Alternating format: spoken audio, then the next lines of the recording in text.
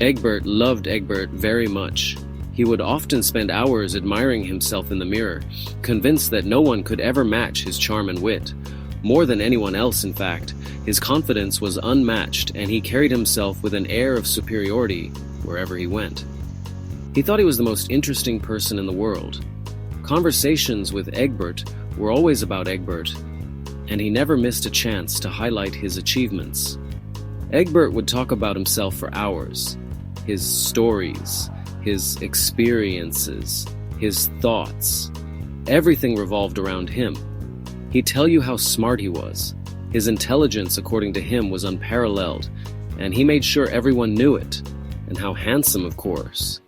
Egbert believed his looks were his greatest asset, and he flaunted them at every opportunity. No one could stop him, not even his pet goldfish, Finny. Egbert would often have long monologues with Finny, who had no choice but to listen. Finny would just have to listen with big, round, fishy eyes.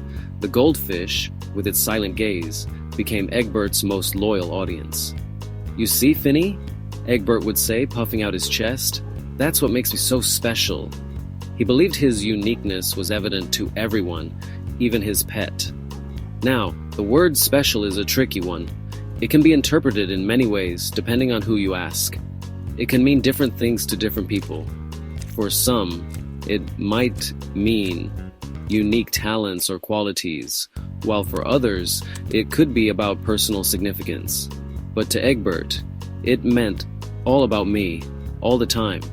His definition of special was entirely self-centered, focused solely on his own attributes. And that, my friends, is what you call an egomaniac, someone who is excessively self-absorbed and believes the world revolves around them. Like a big sparkly disco ball, Egbert's world was his stage, and he was the star performer.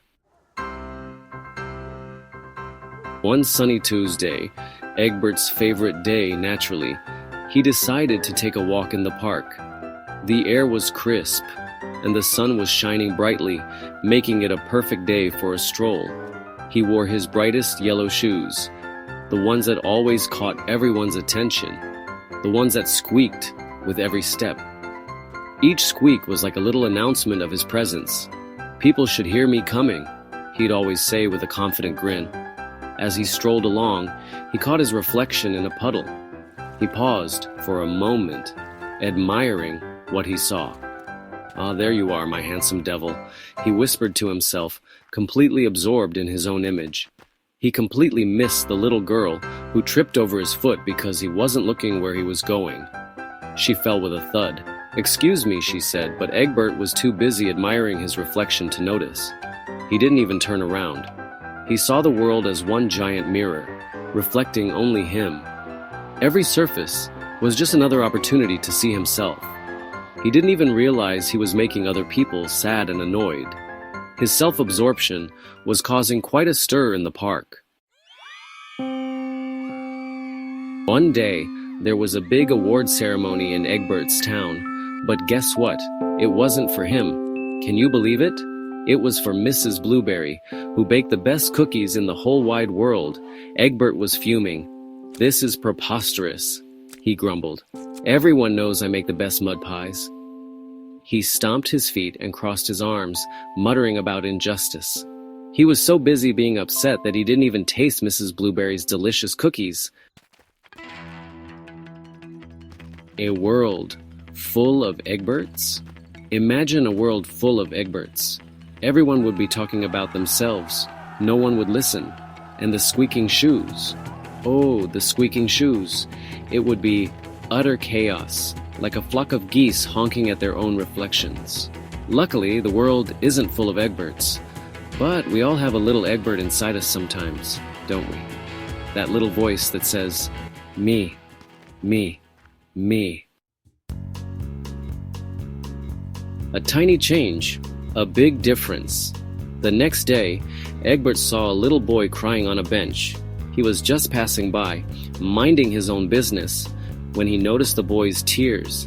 Usually, he would have just walked by, but something felt different this time.